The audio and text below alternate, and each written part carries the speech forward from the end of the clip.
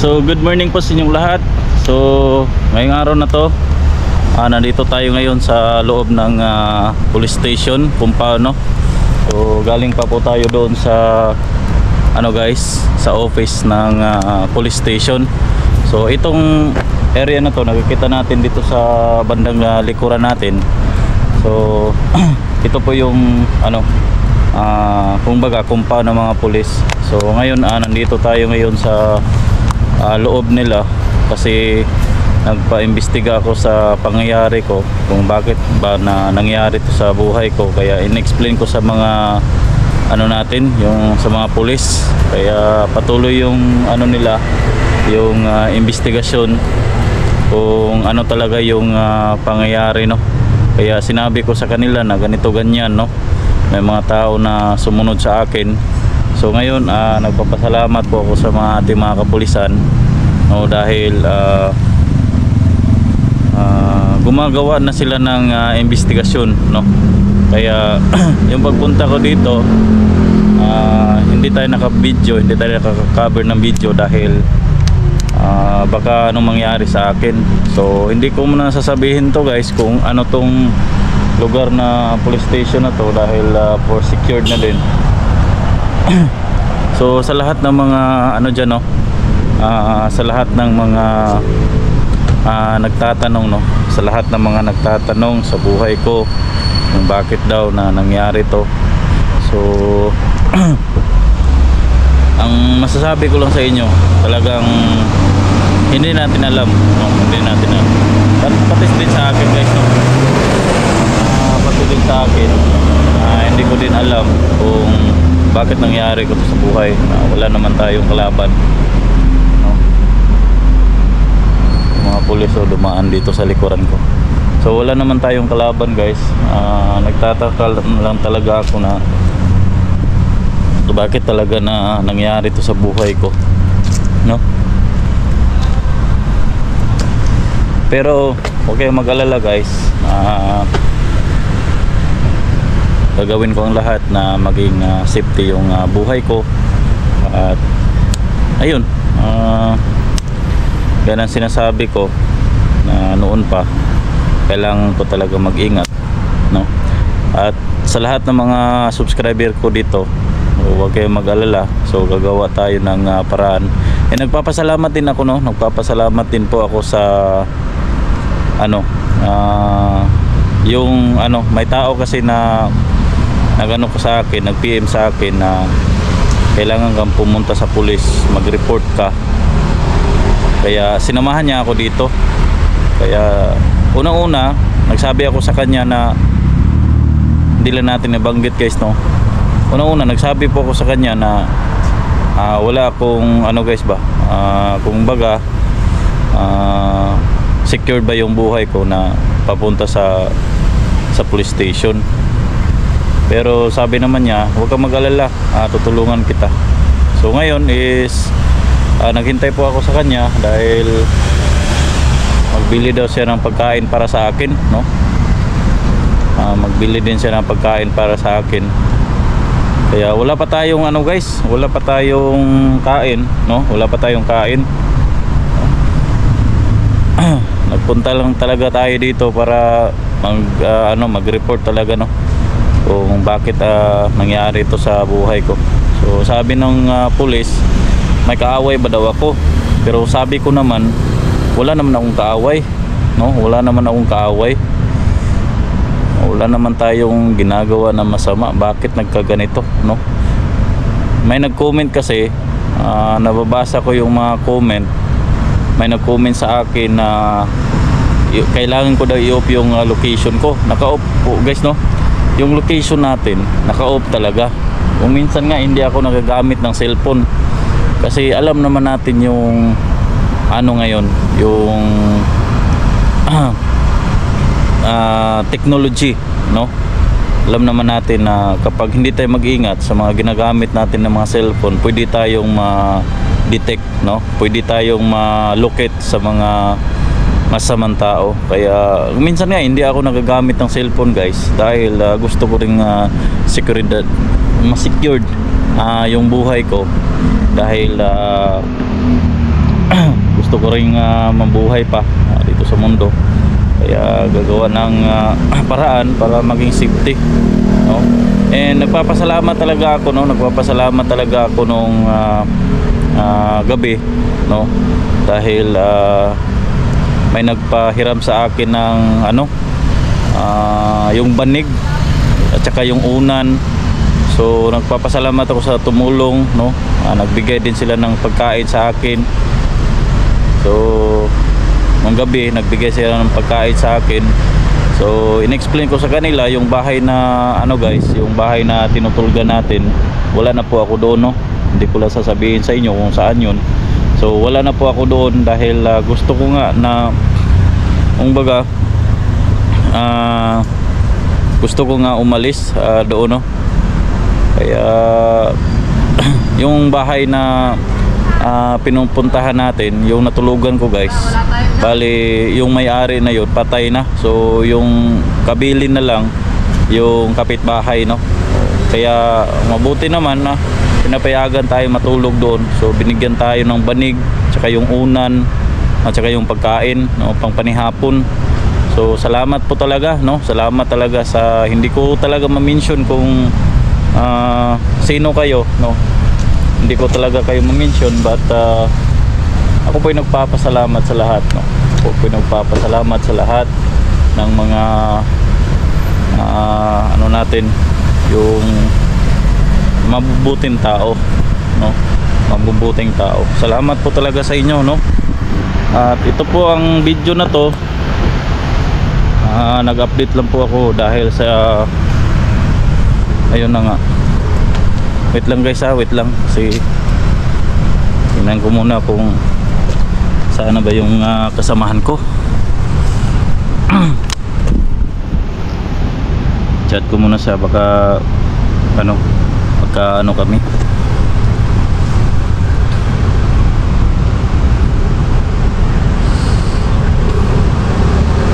Shoutout nga pala, no? Mag-shoutout muna ako sa inyo guys, no? Mag-shoutout muna ako sa inyo dahil hindi ko kasi kayo ma-shoutout minsan, yung mga nagko-comment natin. Shoutout nga pala kay kay Ate Bibian. Shoutout din kay yung natin, supported din natin diyan sa sa US, kay Ate Linda, kay Ate Elsa. Shoutout sa inyo, ate. So kumusta po kayo diyan? And shoutout din kay Ate Tarsila. Mag-ingat ka diyan, Ate Tarsila, sa Hong Kong. So maraming nag-alala ng mga natin, yung subscriber natin. So ingat din po kayo sa sino pa ba tong shoutout natin? Lemon Angel, shoutout sa iyo, Ma'am Lemon Angel. Salamat, no? Salamat sa ating mga kakilala natin, nag-alala sa atin. So shoutout din kay shoutout sa mga kasamahan ko ng mga hunters. So sa mga nag-comment dito na sasama ako doon sa kabila. So ngayon guys, hindi ko muna ma-promise sa inyo na sasama ako doon dahil ayun, ginagawa ko yung para for security sa aking buhay, no?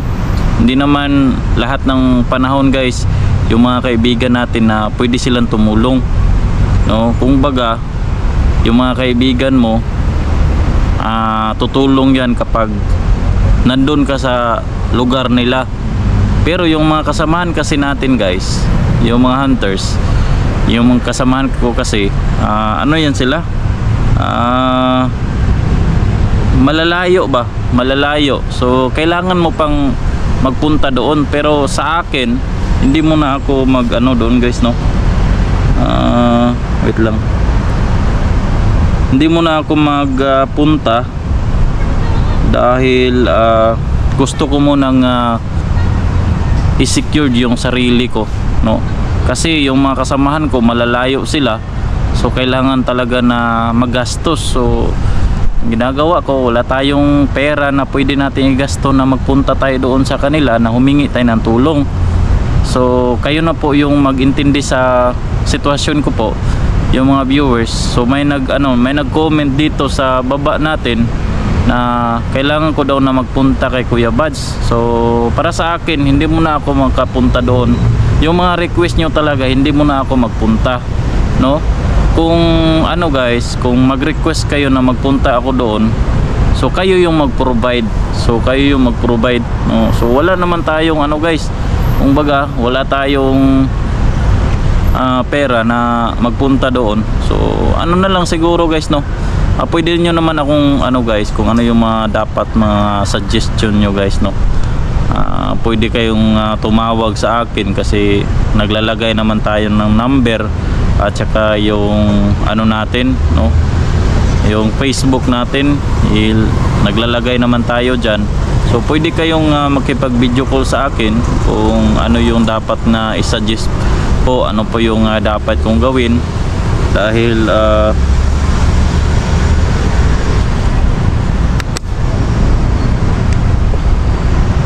so ayan, wait lang guys ha. Nag ano na yung ano ko guys, yung kasamahan ko.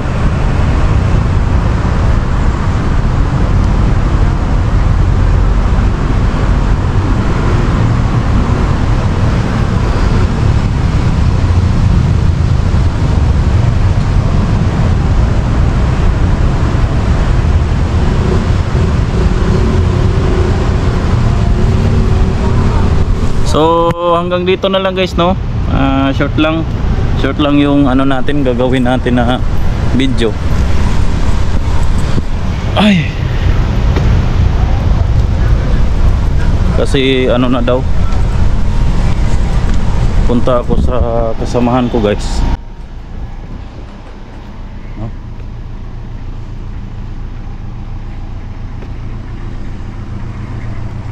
Maulan na.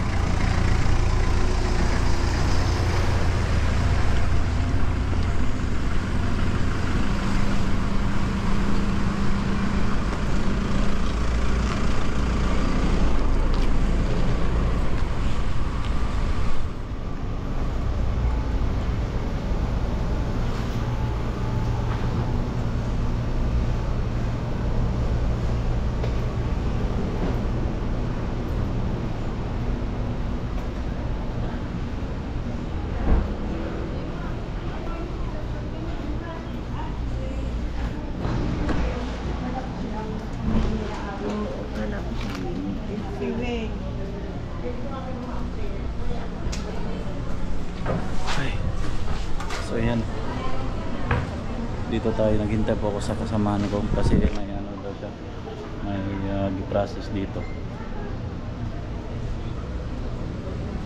may ano siya guys, may gi-process siya ngayon.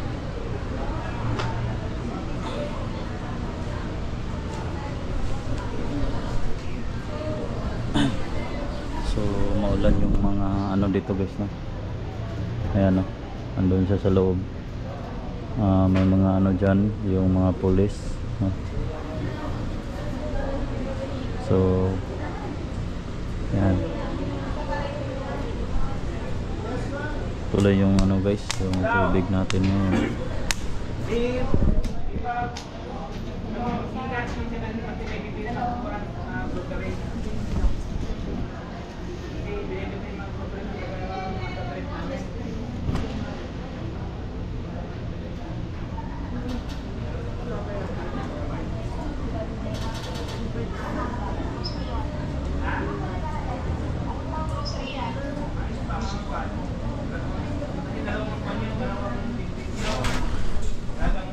So ayun, Ilan ang pipsin mo? Dalawa, 700 nga.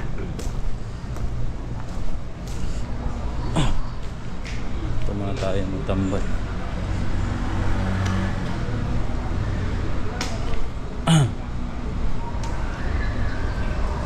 Maghintay lang po tayo sa kasamahan ko.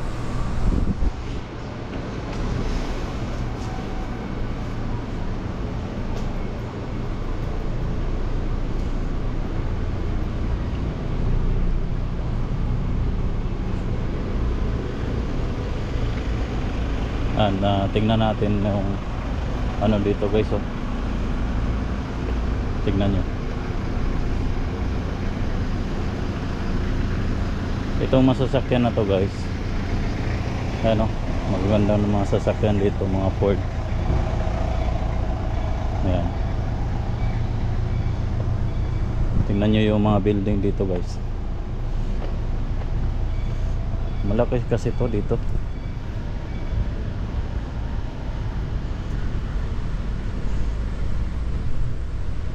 Umuulan na. Ayan o.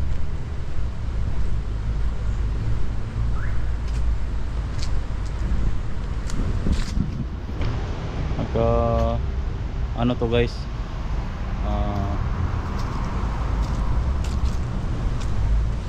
itong ano dito sa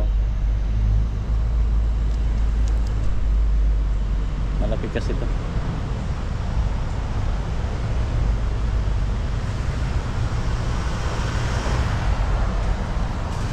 Hindi ko alam guys kung ano yung gagawin ko guys. Siguro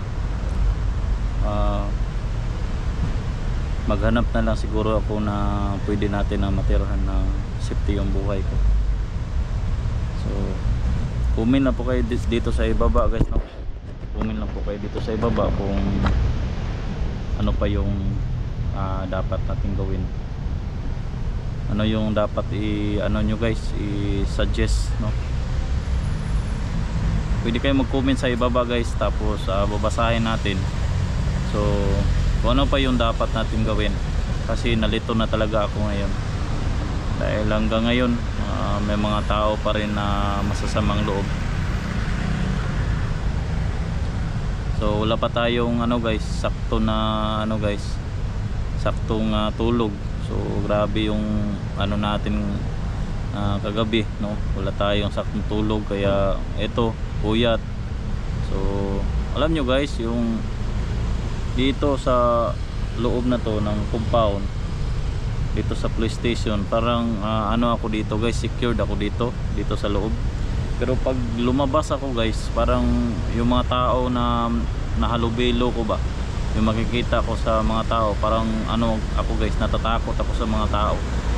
Pero dito okay naman, kasi yung mga ano dito, halos dito mga pulis at saka yung mga sundalo nandito.